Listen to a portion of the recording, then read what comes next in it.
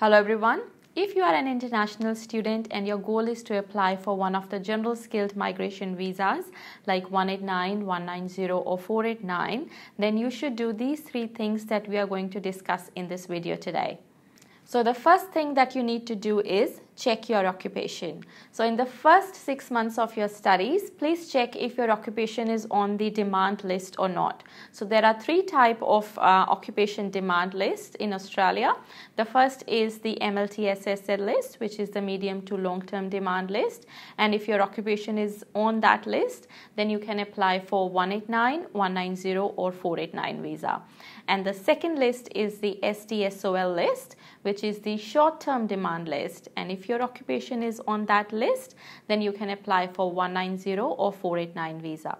And the third list is ROL, which is the regional list. And if your occupation is on that list, then you can apply for the 489 visa. Now, how can you check if your occupation is on the list or not? So we are just going to go on my computer and then I'm going to show you how you can actually check it for yourself. So on your browser, go to the Home Affairs website, which is homeaffairs.gov.au.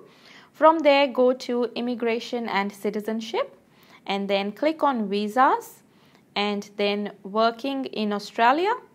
And you see how you can see all the different tabs. You need to go to Skilled Occupation List and you click on here, List of Eligible Skilled Occupations.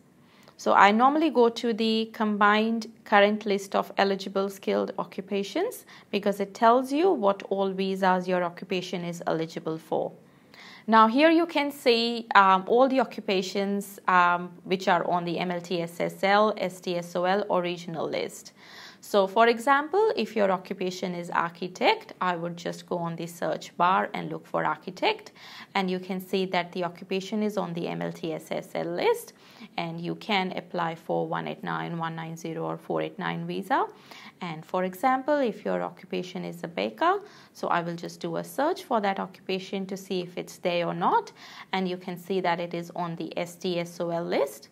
And if your occupation is a dental therapist, so you can see that this occupation is on the regional list.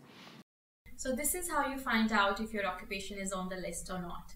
I would also like to say here that nobody can guarantee you if your occupation is going to be on the list by the time you graduate.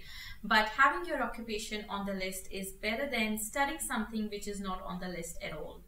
And the second thing that you need to do is work on your English. So as you all know that the minimum point score requirement for the general skilled migration visas is 65 points now. It used to be 60 points earlier, but from this year it has gone up to 65 points. So what it means is that most of you will require IELTS 7 or equivalent to meet that point score. And if your occupation is one of the ones where there is too much competition, then you may have to score IELTS 8 or equivalent to be able to get an invite for these general skilled migration visas. So there are a few things that you can do to improve your English. You may want to board with people who speak English. So whenever you're choosing your accommodation when you move to Australia, and you may want to get into the habit of listening to the English news every morning, maybe for 20 minutes, or even listening to podcasts every morning. Other thing you can do is maybe you can watch YouTube videos every night before going to bed for about 20 minutes. There are a lot of free YouTube tutorials which are available if you want to improve your English and if you want to score really high points in your English test. So these are the few things that you can do from day one to improve your English. The third thing is work experience in your occupation. So we all know it's very hard to get a job in your own occupation, but if you plan it really well, it will work out for you in the long run.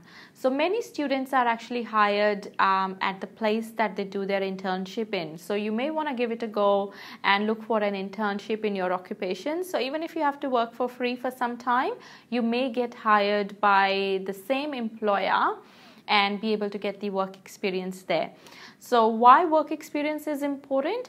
Because if you do 1 year of work in your nominated occupation after after the post qualification, you will get 5 points towards your general skilled migration visas.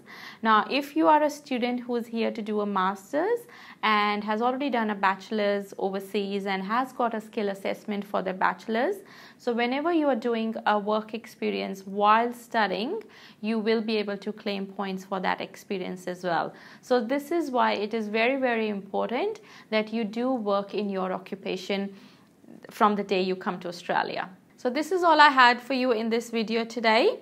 I hope you will take some of these tips on board to reach the goal of permanent residency in Australia. Thank you.